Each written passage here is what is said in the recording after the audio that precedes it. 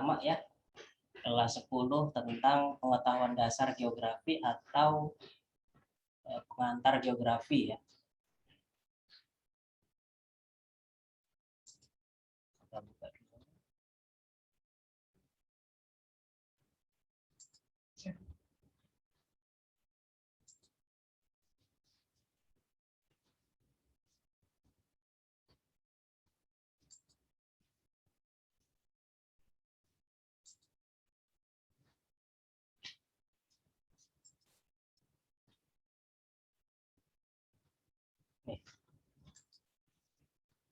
Oke, ini materinya ya, tentang pengantar geografi. Ini materi kelas 10, karena materi untuk persiapan SBMPTN itu dari kelas 10 ya, kelas 11 dan 12 gitu.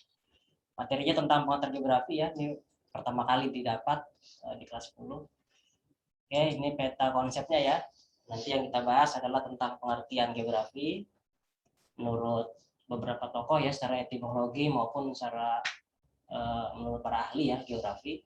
Yang kedua adalah aliran pemikiran geografi atau paradigma geografi ya. Yang ketiga prinsip, konsep dan pendekatan geografi. Lalu yang keempat adalah ilmu yang membantu geografi atau menunjang geografi dalam mempelajari bumi gitu ya. Kita mulai dari pengertian dulu ya. Secara etimologi atau bahasa, geografi berasal dari bahasa Yunani dari dua suku kata ya, yaitu geos artinya bumi dan grafia artinya tulisan. Nah, istilah ini pertama kali dicetuskan oleh tokoh yang bernama Eratosthenes ya.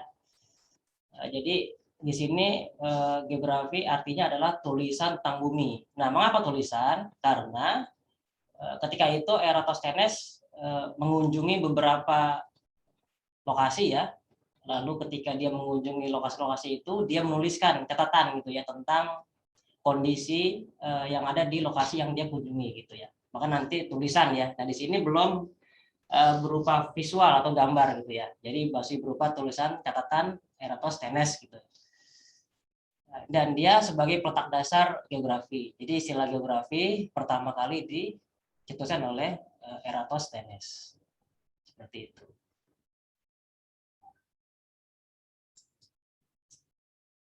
Lalu yang kedua adalah Claudius Ptolemeus. Geografi adalah suatu penyajian dengan peta dari sebagian permukaan bumi yang menunjukkan kenampakan umum padanya. Nah, di sini sudah ada peta gitu ya. Jadi Ptolemeus itu bisa dibilang sebagai peletak dasar ya, pembuat tokoh yang membuat peta pertama kali gitu. Kalau tadi kan belum ya, masih berupa tulisan. Nah, kalau Ptolemeus sudah berupa peta gitu ya, sudah ada gambar lah ya tentang bumi gitu. Lalu yang ketiga menurut Preston E. James ya, ini disingkat karena membuat ya, P. E. James atau Preston E. James. Menurut beliau adalah geografi adalah induk dari seluruh ilmu pengetahuan atau is the mother of all sciences. Artinya nanti ilmu pengetahuan yang ada saat ini itu induknya adalah geografi ya, menurut beliau ya. Karena geografi kan mempelajari bumi ya. Nanti kan bumi terbagi lagi menjadi beberapa bagian gitu kan ya. Ada ilmu fisika, geologi, lalu ilmu biologi dan sebagainya ya. Nah, induknya adalah geografi. Menurut Preston E. James. Lalu yang keempat, menurut Ikatan Geografi Indonesia ya atau IGI. Nah, ini hasil dari seminar lokakarya geografi di kota Semarang ya, tahun 1982. Nah, geografi adalah ilmu yang mempelajari persamaan dan perbedaan fenomena geosfer ya, fenomena yang ada di bumi dengan menggunakan sudut pandang kelingkungan atau kewilayahan dalam konteks keruangan. Nah, nanti ini menjadi salah satu pendekatan geografi nih ya. Ya, ada sudut pandang, lingkungan, kewilayahan dan ruangan ya. Nanti akan kita bahas ya di bagian objek formal tentang pendekatan atau analisis geografi.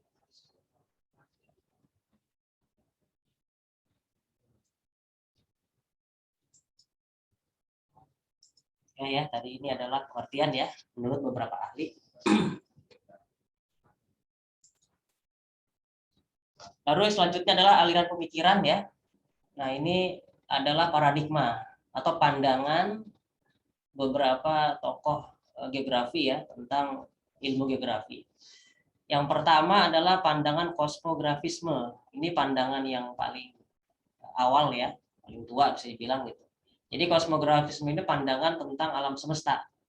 Artinya bumi dan kehidupan di dalamnya gitu kan, itu tidak lepas dari alam semesta. Jadi contohnya adalah bicara tentang sejarah pembentukan bumi ya, yang tidak lepas dari proses-proses yang terjadi di alam semesta. Karena nanti banyak teori-teori tentang terbentuknya jagat raya maupun tata surya ya. Nah, nanti salah satunya adalah bumi ya, sebagai anggota tata surya gitu. Jadi gitu ya, pandangan yang menganggap bahwa bumi dan kehidupan di atasnya tidak lepas dari alam semesta gitu.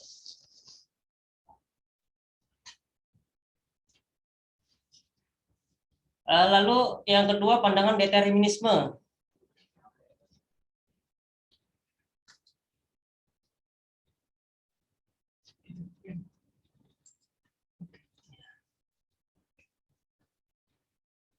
Nanti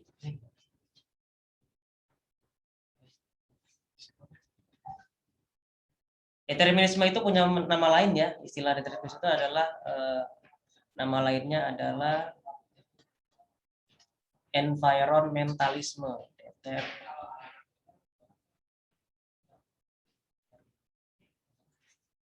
Jadi environmentalisme, determinisme itu adalah pandangan yang menganggap bahwa kehidupan manusia masih sangat bergantung pada kondisi alam ya, pada kondisi alamnya. Sangat bergantung ya. Kalau sekarang kita masih bergantung tapi udah nggak sangat lagi gitu kan. Dulu ini sangat bergantung pada kondisi alam. Nah, contohnya adalah kehidupan masyarakat zaman dulu juga ya, masyarakat di peradaban kuno dulu ya. Misalnya seperti peradaban Mesir kuno gitu kan ya, Mesir kuno, ada Mesopotamia dan lainnya gitu ya. Nah, itu mereka hidupnya itu di sekitar lembah sungai gitu. Jadi mereka bergantung pada sungai. Di mana ada sungai, dan mereka membangun peradaban di situ. Kenapa? Karena sungai sebagai sumber kehidupan bagi mereka gitu kan ya, sumber air, tanahnya subur dan sebagainya gitu ya. Jadi itu namanya determinisme. Kehidupan manusia masih sangat bergantung pada alamnya. Gitu. Nanti juga bisa bergantung pada kondisi iklim ya, termasuknya determinisme ya. Gitu. Lalu yang ketiga probabilisme. Nah, ini adalah paham atau pandangan geografi tentang peluang ya. Jadi seberapa besar peluang manusia dalam mempengaruhi alam ya, atau memanfaatkan alam gitu kan. Nah, pandangan ini muncul ketika manusia sudah menerapkan ilmu statistik gitu. Ya, jadi manusia dalam memanfaatkan lingkungan atau alam nanti ada peluang-peluang gitu ya. Peluangnya itu seberapa besar gitu kan ya, atau mempengaruhi alam ya. Jadi ada yang kecil, ada yang besar gitu ya. Tergantung dari kebudayaan manusianya gitu. Lalu yang paradigma ketiga adalah posibilisme. Ini adalah paradigma kemungkinan ya. Nah, di sini nanti pandangannya itu berkebalikan dengan determinisme gitu kan ya. Kalau determinisme itu sangat bergantung pada kondisi alam. Nah, kalau pandangan posibilisme sudah tidak lagi gitu ya. Jadi manusia sudah memiliki peran aktif ya dalam mempengaruhi atau memanfaatkan alam gitu kan. Karena manusia memiliki teknologi dan budaya gitu ya. Jadi tidak lagi bergantung pada sungai kehidupannya kayak tadi ya. Sekarang bisa hidup di lokasi lain meskipun jauh dari sungai contohnya. Dan yang terakhir adalah paradigma voluntarisme. Ini paradigma yang menganggap bahwa manusia secara bebas dan sukarela mampu menguasai alam. Artinya nanti ada kaitannya dengan ideologi gitu ya. Ideologi yang digunakan oleh masyarakat tertentu, misalnya seperti komunisme, kapitalisme gitu kan, yang mereka bebas dalam mengeksploitasi sumber daya alam ya, bahkan nanti merusak alam ya untuk kepentingan mereka gitu ya, namanya voluntarisme. Jadi bebas dalam menguasai alam. Nah, itu adalah beberapa paradigma ya, atau pandangan tentang geografi.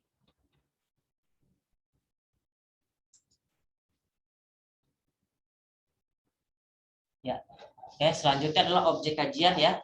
Geografi memiliki dua objek kajian ya, meskipun kajiannya adalah bumi gitu ya, nanti terbagi dua, yaitu objek material dan objek formal.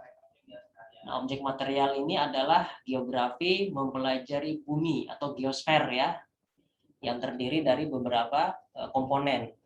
Nah, nanti geosfer ini terbagi menjadi 6 ya, harusnya ya, ini kurang 1 ya, 6 komponen ya. Yang pertama adalah atmosfer. Nah, geografi juga mempelajari tentang lapisan udara atau gas ya, yang menyelimuti bumi, namanya atmosfer ya.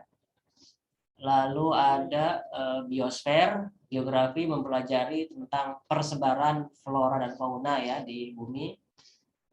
Lalu yang ketiga litosfer, geografi mempelajari tentang lapisan batuan ya, struktur batuan, jenisnya ya, itu namanya litosfer ya.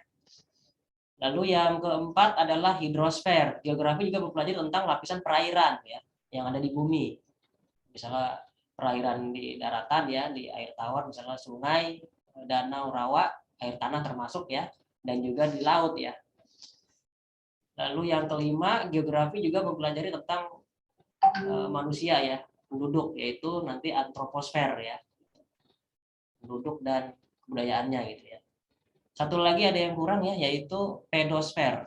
Nah, kalau pedosfer itu geografi mempelajari juga tentang tanah ya, lapisan tanah, jenisnya dan proses pertukaran tanah. Jadi ada 6 ya, tambahan adalah satunya pedosfer, lapisan tanah gitu. Itu objek material. Nah, kalau objek material nanti ada ilmu bantunya ya. Misalnya atmosfer, nanti ilmu bantunya adalah klimatologi dan meteorologi ya, iklim dan cuaca. Biosfer, biogeografi, litosfer nanti ada ilmu geologi ya.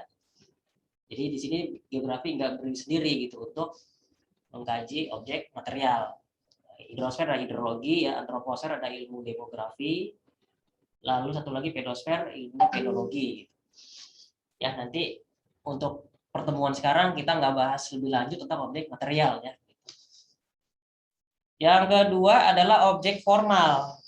Nah, objek formal ini sama sebenarnya ya. Jadi objek kajiannya bumi, hanya menggunakan pendekatan atau analisis atau sudut pandang geografi. Nanti ada 3 objek formal geografi ya. Yang pertama adalah pendekatan keruangan atau spasial. Yang kedua adalah pendekatan ke lingkungan atau ekologi. Dan yang ketiga adalah pendekatan regional atau kewilayahan. Atau juga ada yang nyebut kompleks wilayah. Sama aja ya. Jadi spasial ke ruangan, ekologi ke lingkungan, dan regional kewilayahan. Nanti yang kita bahas yang objek formal ya, untuk lebih lanjut ya.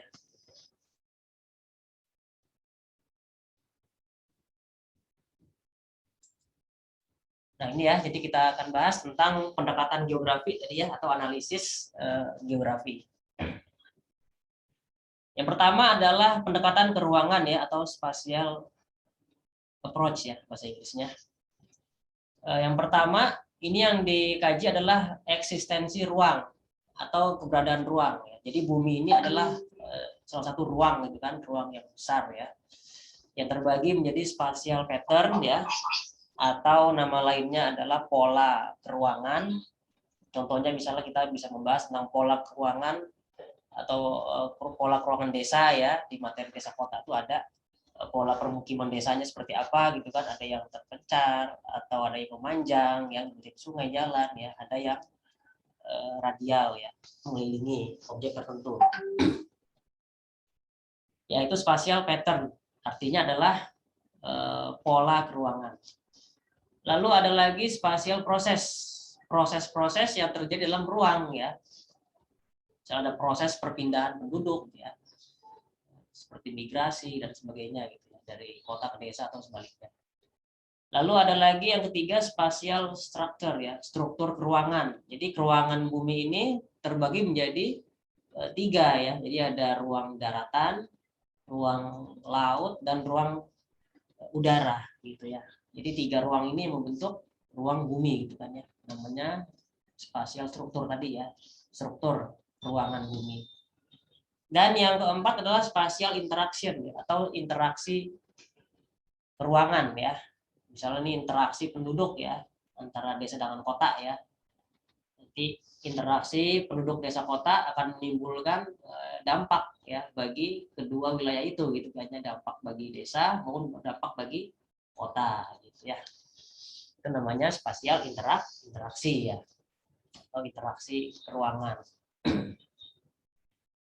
Yang kedua yang dikaji dalam pendekatan ruangan adalah penyediaan penggunaan ruang untuk berbagai keperluan yang direncanakan ya. Jadi misalnya ada perencanaan ruangan ya, terutama misalnya kalau kota ya ingin membangun ibu kota baru, nanti ada perencanaan tuh ruangan itu ya, nanti dipakai untuk apa aja ya, dibangun apa aja di kota itu gitu ya, namanya perencanaan ruangan.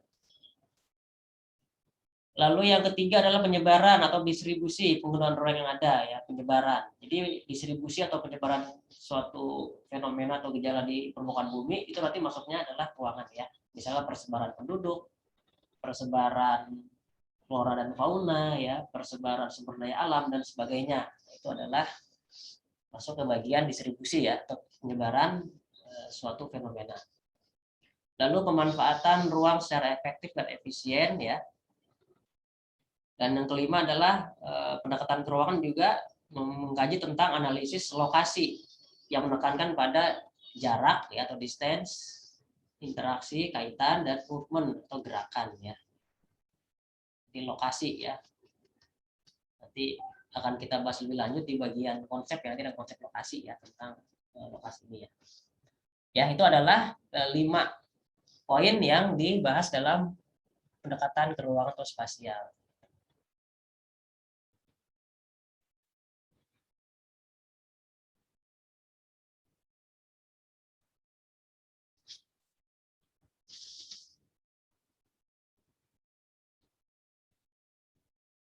Oke, selanjutnya adalah pendekatan ke lingkungan atau ecological approach ya. Nah, di sini nanti yang dikaji adalah hubungan ya, hubungan timbal balik atau interaksi antara aktivitas organisme dengan lingkungannya.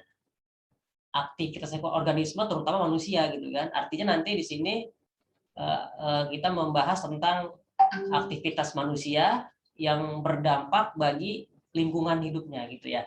Contoh pencemaran misalnya kan ya, misalnya ada industri yang membuang limbah sembarangan, nanti limbahnya itu akan mencemari misalnya sungai gitu ya, laut dan sebagainya gitu kan ya. Jadi akan berdampak bagi lingkungan ya. Contoh lainnya misalnya kegiatan illegal logging ya, penebangan hutan. Nanti akan berdampak pada apa? Terjadinya longsor ya, banjir bandang dan sebagainya. Jadi nanti di sini manusia punya peran aktif gitu ya dalam mempengaruhi lingkungan hidupnya. Jadi kalau ada aktivitas manusia yang mempengaruhi lingkungan, nah itu namanya pendekatan ke lingkungan. Kalau tadi kan ruangan tidak ada ya. Jadi kalau yang tadi itu ya saya ulangi lagi ya biar nggak bingung ya. Nah kalau untuk ruangan itu nanti tidak ada aktivitas manusianya gitu ya. Jadi kalau bicara tentang pola permukiman desa misalnya kan, itu manusianya mengikuti ruang gitu kan. Jadi mereka membangun rumah, kenapa memanjang ngikutin sungai? Karena ada sungai di situ gitu. Kenapa mereka bangunnya mengikuti jalan raya? Karena ada jalan raya di situ gitu. Jadi ngikutin manusianya ya. Jadi manusia dipengaruhi oleh kondisi ruang kalau ini. Nah, kalau yang ke lingkungan kebalikannya. Lingkungannya yang dipengaruhi oleh aktivitas manusia. Tuh ya. Itu yang ke lingkungan. Lalu yang ketiga adalah pendekatan kewilayahan atau regional kompleks ya, atau kompleks wilayah sama saja. Nah, ini adalah pendekatan yang menggabungkan ya atau mengkombinasikan pendekatan ke ruangan dan ke lingkungan. Jadi dulu digunakan. Itu yang pertama. Lalu yang kedua, fenomena geosfer yang terjadi pada suatu wilayah tidak hanya melibatkan elemen di wilayah tersebut, tapi juga elemen wilayah lain. Jadi ada kaitan antara wilayah di sini ya. Lalu yang ketiga, pendekatan yang menekankan pada konsep areal differentiation ya, diferensiasi area atau perbedaan karakteristik wilayah. Nanti ada aplikasinya ya, ada regional planning atau perencanaan wilayah ya, dan regional forecasting, prediksi atau ramalan ya. Ini digunakan untuk perencanaan berbagai macam ya, daerah transmigrasi ya gitu. ibu kota baru dan sebagainya gitu. Nah, contoh dari penerapan pendekatan kompleks wilayah ya atau kewilayahan adalah jika kita mengkaji tentang misalnya banjir ya yang sering melanda Jakarta ketika musim hujan, nah gitu ya. Jadi banjir di Jakarta ini adalah masalah yang kompleks gitu kan, sulit diatasi, terutama ketika musim hujan datang gitu ya. Itu nanti kita bisa menggunakan kompleks wilayah. Jadi kita bisa menggabungkan pendekatan keruangan. Contohnya adalah ruang Jakarta ya. Jakarta secara keruangan itu terletak ya lokasinya di daerah dataran rendah gitu kan ya, dekat laut, pesisir. Lalu ada sungai yang mengalir ya, Ciliwung ya. Lalu ketika musim hujan, curah hujannya sangat tinggi ya. Nah itu adalah ruangan ya, ruangan Jakarta. Nah, ini kita manusia nggak bisa mencegahnya gitu kan atau mengatasinya ya. Jakarta ada di lokasi dataran rendah, ada sungai, curah hujan tinggi ketika musim hujan. Lalu kelingkungannya apa? Nah, untuk bicara kelingkungan berarti ada kontribusi dari masyarakat Jakarta gitu kan, atau perilaku penduduk Jakarta yang menyebabkan banjir gitu ya. Misalnya membuang sampah sembarangan di sungai, di kali, di selokan gitu ya. Berkurangnya daerah resapan air karena dibangun banyak rumah, gedung dan sebagainya. Nah, itu adalah kelingkungannya ya gitu.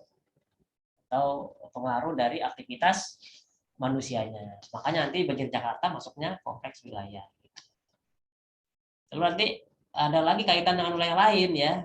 Jadi banjir Jakarta itu bukan hanya satu-satunya penyebabnya di Jakarta gitu, tapi juga dari wilayah lain, misalnya terjadinya kerusakan hutan di daerah puncak gitu ya, atau apalagi ya kita sering nyebutnya banjir kiriman ya gitu, dari daerah puncak dan sekitarnya gitu ya di Bogor.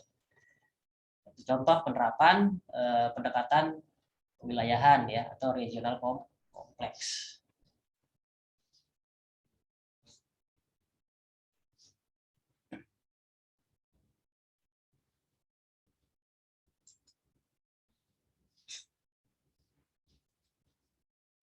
Oke, selanjutnya adalah prinsip geografi ya. Jadi geografi terdapat 4 prinsip yang digunakan ya. Yang pertama prinsip deskripsi. Nah, ini prinsip yang memaparkan ya atau menjelaskan hasil pengkajian studi geografi terhadap gejala, fenomena atau masalah yang ada di permukaan bumi gitu ya. Contohnya adalah penerapannya itu di misalnya peristiwa bencana ya, bencana alam, misalnya gempa bumi gitu kan ya, gempa tektonik. Nanti kita bisa mendeskripsikan secara rinci ya bagaimana terjadinya peristiwa bencana gempa itu gitu kan. Misalnya di mana bencana gempa itu terjadi gitu kan, tempatnya di mana ya, lokasinya, lalu waktunya kapan ya, waktunya kapan gitu ya, jam berapa, menit ke berapa, detik ke berapa gempa itu terjadi.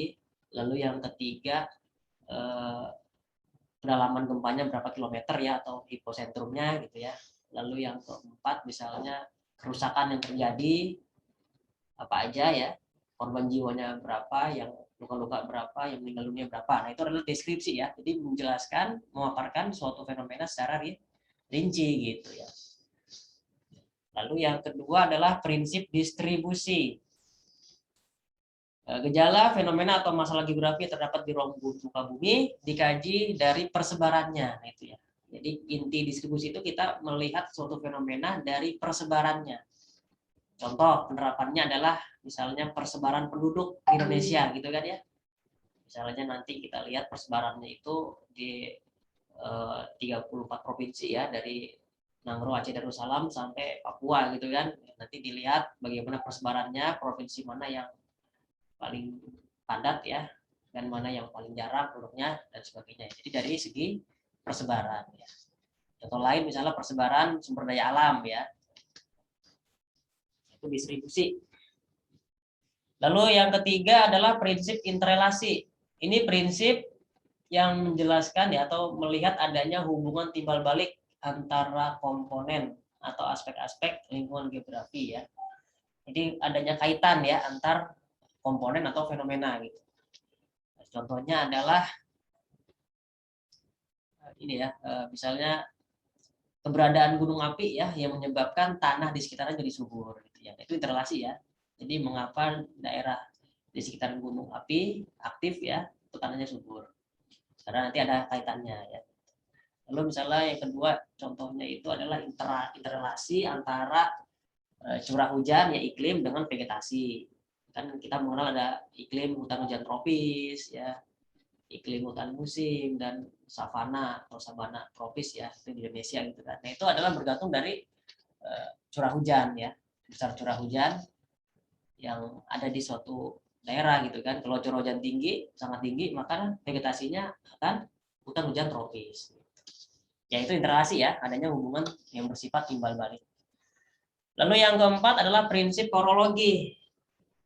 Nah, ini prinsip yang menggabungkan atau mengkombinasikan prinsip deskripsi, distribusi, dan interrelasi. Jadi gabungan dari ketiganya yang tadi kita bahas sebelumnya ya. Namanya prinsip korologi. Ya, itu adalah prinsipnya.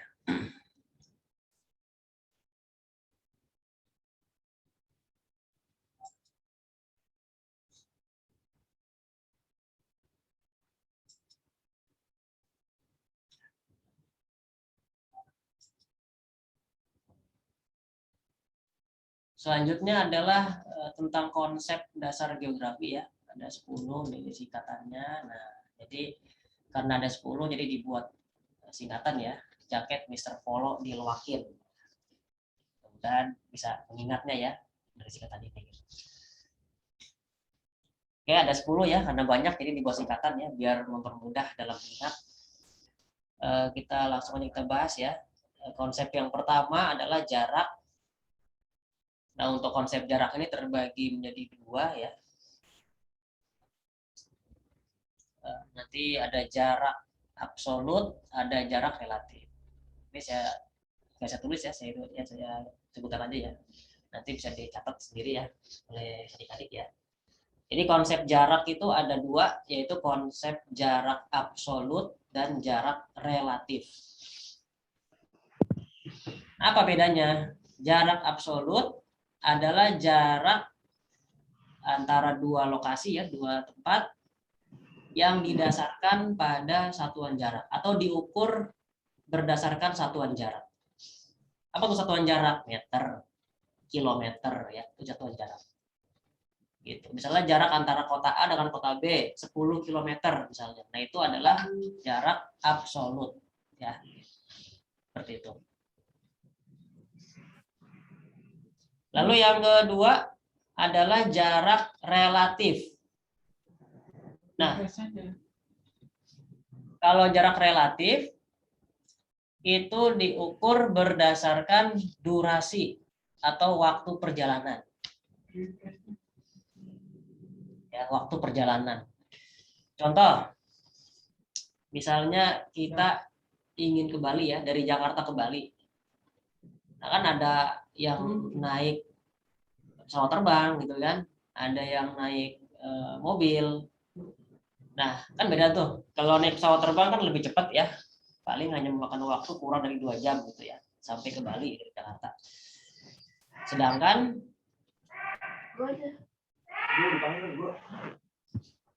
tadi kan pertama itu kan belum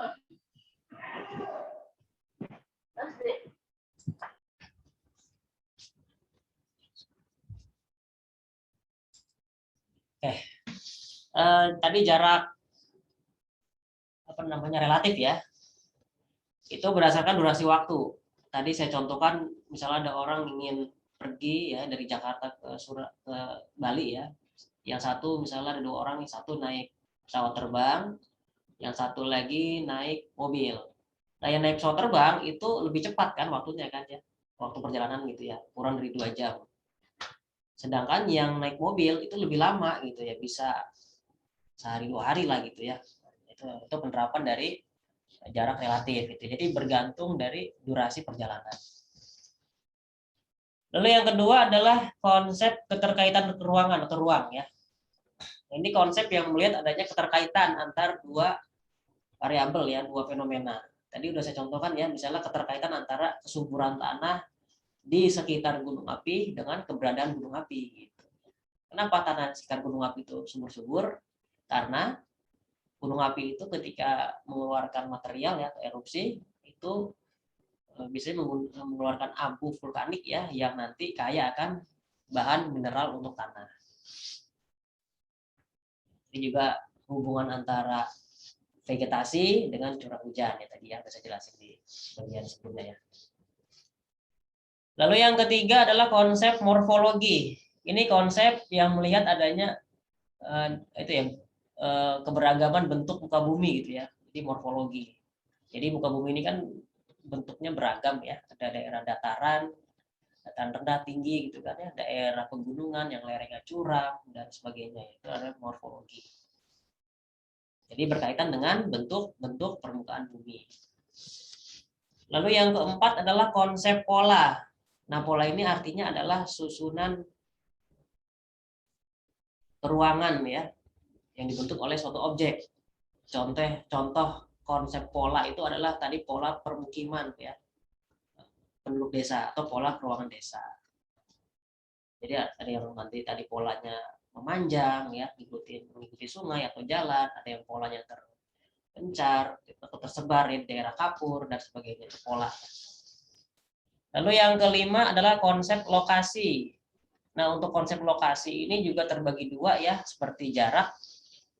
Ada lokasi absolut, ada lokasi relatif.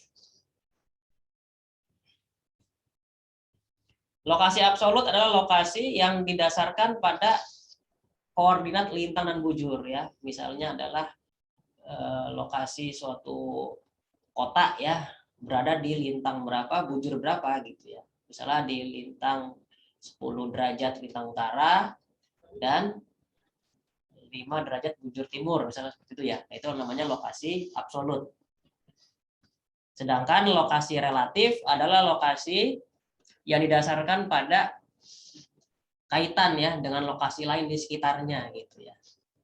Jadi misalnya nih sekolah kamu dekat apa gitu ya, rumah kamu dekat apa? Adalah rumahnya dekat pasar. Apa tadi ya? Sekolahnya dekat rumah sakit dan seperti itu ya. Nah, itu namanya lokasi relatif ya. Jadi dikaitkan dengan lokasi yang ada di sekitarnya. Lokasi relatif namanya. Yang keenam adalah diferensiasi area. Ini artinya adalah perbedaan karakteristik wilayah gitu ya. Jadi wilayah-wilayah itu kan memiliki ciri-ciri yang berbeda ya. Misalnya kita melihat perbedaan antara wilayah pesisir dengan wilayah pegunungan. Nah, gitu. Wilayah pesisir nanti bagaimana kondisi alamnya, suhunya ya. Lalu apalagi tumbuhannya. Lalu wilayah pegunungan juga gitu ya. Namanya diferensiasi area ya, membahas tentang perbedaan ciri-ciri wilayah. Yang ketujuh adalah aglomerasi. Aglomerasi ini membahas tentang suatu gejala atau fenomena yang mengelompok ya, atau terjadinya gejala pengelompokan. Misalnya ada permukiman yang mengelompok di kawasan tertentu.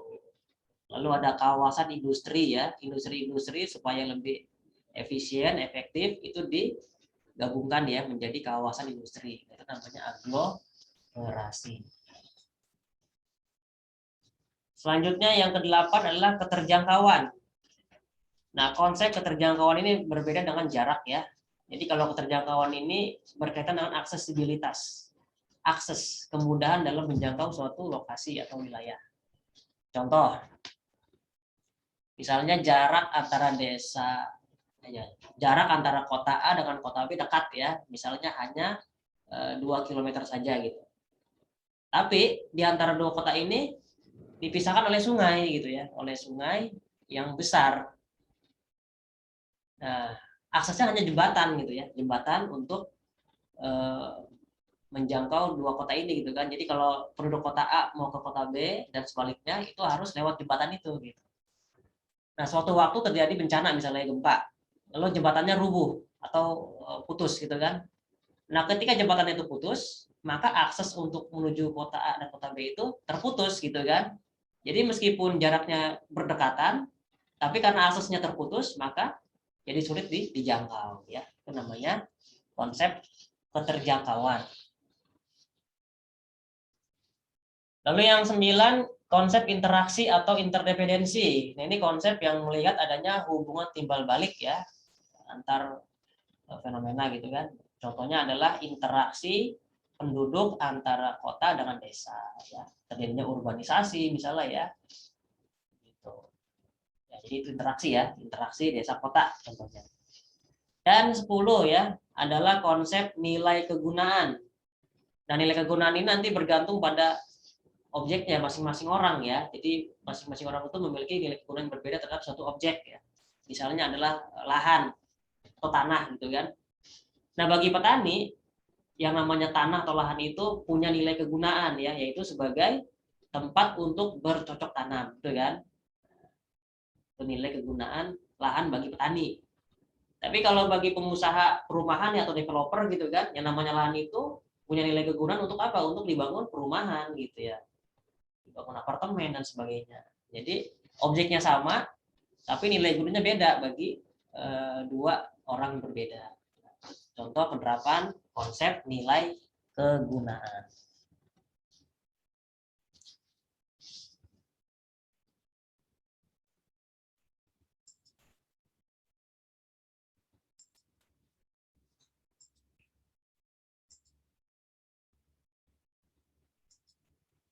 Dan yang terakhir ya, yaitu ilmu penunjang geografi ya. Jadi ada beberapa macam ilmu yang menunjang atau mendukung geografi.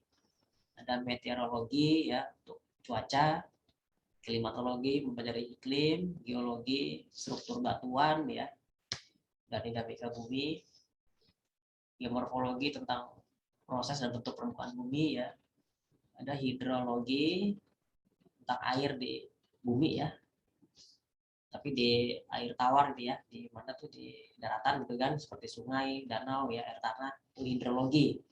Lalu ada antropologi, mempelajari tentang manusia ya, terutama nanti penduduk gitu ya. Lalu geofisika, mempelajari sifat fisik bumi dengan menggunakan teknik fisika ya, ada pengukuran secara fisika gitu kan ya. Demografi tentang penduduk ya, oceanografi tentang laut, dan fluviologi tentang sungai. Oke, ini yang terakhir ya di materi pengantar geografi. Jika ada yang belum paham ya, saya buka sesi tanya jawab ya. Oh, ya langsung mengerjakan tes formatif.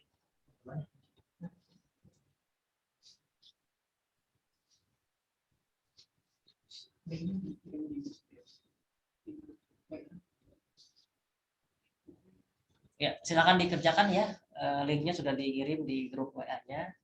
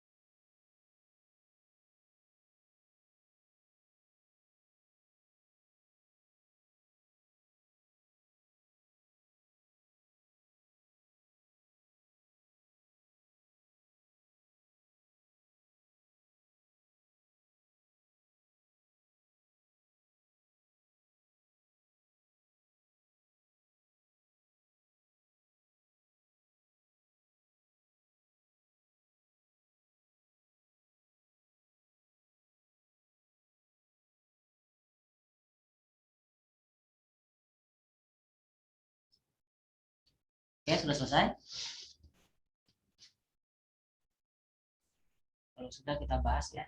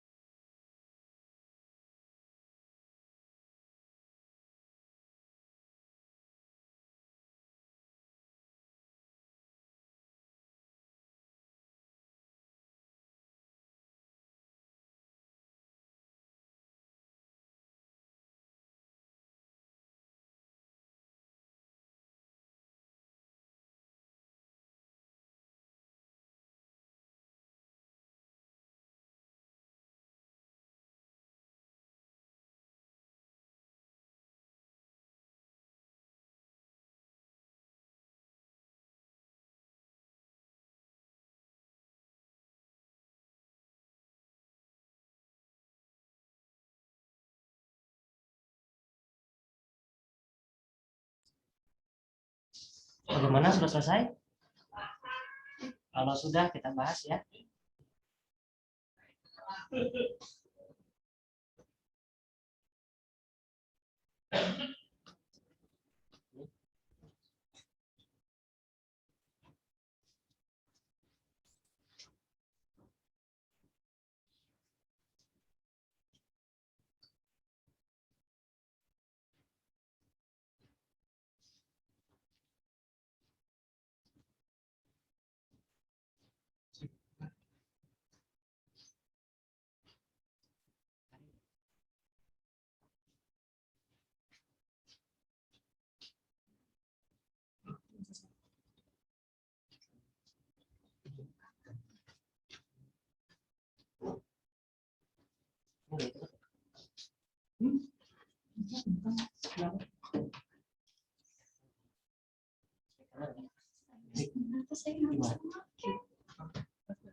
Iya, tadi di atas. Aduh, Oh, dia sensitif banget. Oke, kita bahas ya. Tes formatif satunya.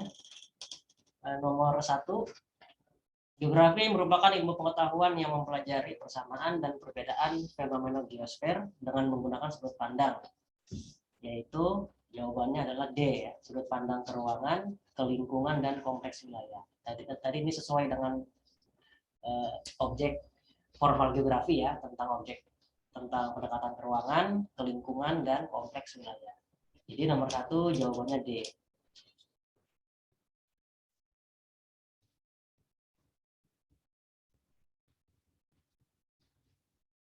Oke, kita lanjut ke nomor 2. Aliran pemikiran geografi yang menyatakan bahwa manusia dan kebudayaannya tidak ditentukan oleh alam, tetapi manusia mempunyai peran aktif terhadap alam, sehingga manusia dapat memilih kebudayaannya, sedangkan alam hanya memberikan kemungkinan-kemungkinan, merupakan pandangan. Nah, ini inti dari soal ini adalah manusia memiliki peran aktif ya, jadi tidak lagi sangat bergantung pada kondisi alamnya. Nah, ini adalah pandangan posibilisme ya, yang A jawabannya. Jawabannya nomor 2A, posibilisme.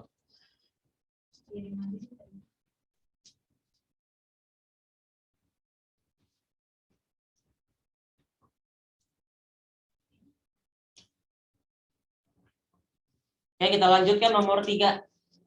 Kepala Bidang Prediksi dan Peringatan Dini Badan Meteorologi, Klimatologi, dan Geofisika atau BMKG, Miming Saifuddin memaparkan penyebab curah hujan tinggi di Indonesia saat ini karena adanya fenomena monsun Asia, yaitu angin monsun atau angin musim di Asia. Yang menjelaskan fenomena ini berlangsung aktif selama periode Januari hingga Februari tahun 2021 ya.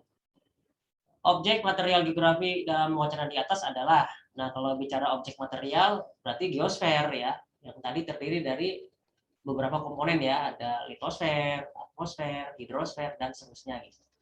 Nah ini kan membicarakan tentang hujan ya, curah hujan tinggi, ada monsun, angin musim, dan sebagainya. Berarti ini adalah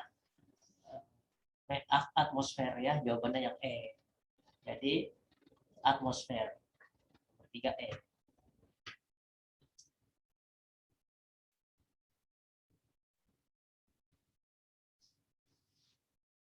Oke, lanjut nomor 4 ya. Banyaknya kendaraan bermotor di kota memberikan sumbangan yang besar terhadap tingkat pencemaran udara di kota. Pendekatan yang paling tepat untuk mengkaji masalah tersebut adalah, nah di sini ada aktivitas manusia yang mempengaruhi kondisi lingkungannya. Berarti jawabannya adalah pendekatan ke lingkungan, yang C jawabannya.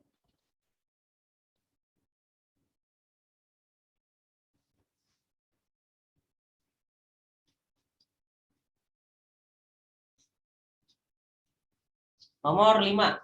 Penduduk wilayah pesisir memiliki cara hidup yang berbeda dengan penduduk di pegunungan. Mata pencarian mereka berbeda, demikian juga cara mereka berpakaian. Sumber daya yang menjadi pendukung kehidupan mereka pun berbeda. Bentuk analisis yang digunakan untuk mengkaji perbedaan suatu tempat dalam ilmu geografi dikenal sebagai analisis. Jadi ini membahas tentang perbedaan wilayah ya. Wilayah pesisir dengan wilayah pegunungan. Berarti jawabannya adalah yang B. Analisis kewilayahan atau regional. 5B. Bandung.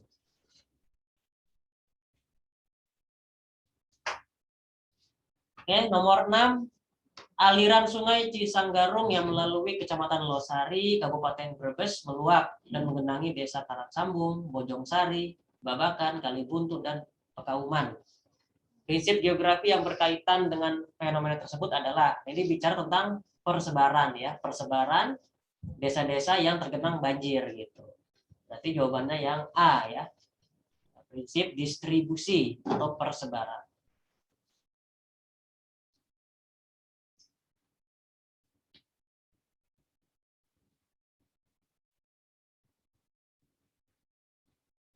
Oke, nomor 7. Hubungan antara pertumbuhan jumlah penduduk dengan jumlah permukiman merupakan contoh penerapan prinsip interrelasi. Jadi interrelasi ini adalah prinsip yang melihat adanya hubungan ya. Hubungan yang bersifat timbal balik ya antara dua fenomena atau dua gejala. Dari sini kan semakin banyak jumlah penduduk, maka akan semakin banyak juga ya jumlah permukiman yang dibutuhkan. Berarti jawabannya yang atas betul ya. Pernyataan yang atas betul. Sebab pertumbuhan jumlah penduduk mempunyai hubungan timbal balik dengan jumlah bangunan tempat tinggal yang diperlukan. Nah, ini dijelaskan ya di bawah ya. Jadi yang bawah juga betul pernyataannya. Dan ini saling berkaitan. Nah, jadi jawabannya A ya. Atas benar, bawah benar, dan memiliki hubungan timbal balik. Hubungan sebab akibat. 7 jawabannya A.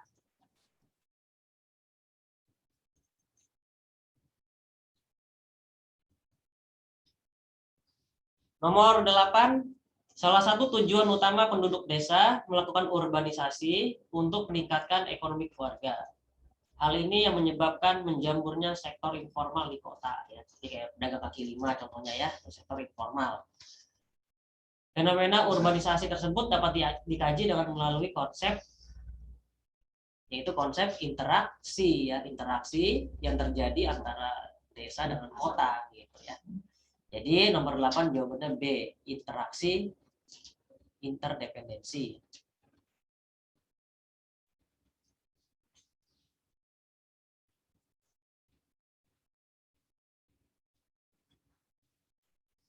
Nomor 9.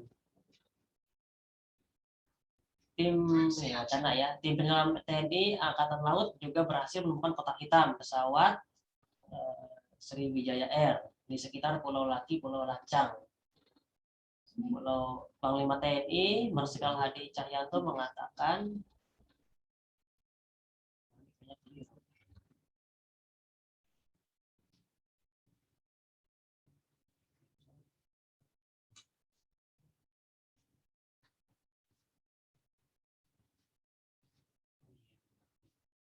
nomor 9 sama 10 keliru soalnya.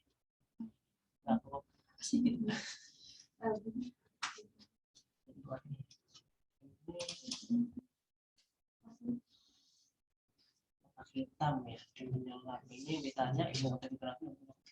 Oh iya, untuk nomor 9 dan 10 itu wacana dengan pertanyaan itu tidak nyambung ya. Jadi wacananya jangan digunakan ya, langsung soal aja ya. Ilmu bantu geografi yang dapat digunakan untuk mengkaji fenomena gempa tektonik. Itu namanya ilmu geologi ya. Jadi nomor 9 jawabannya A, geologi. Jadi ini wacananya nggak usah dibaca ya, langsung aja pertanyaan ilmu bantu ya.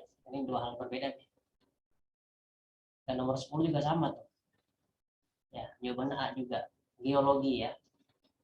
Jadi ilmu bantu geografi yang mempelajari tentang gempa tektonik ya.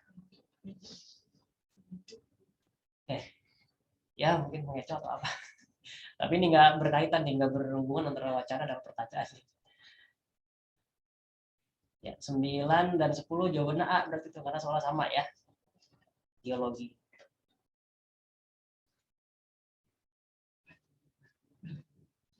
Udah. Ya, oke, terima kasih atas perhatian adik-adik ya. Kita akhiri dengan hamdalah, alhamdulillahirobbilalamin. Sampai berjumpa lagi di kesempatan. Assalamualaikum warahmatullahi wabarakatuh. Waalaikumsalam warahmatullahi wabarakatuh. Terima kasih, Kak. Terima kasih, Pak. Terima kasih.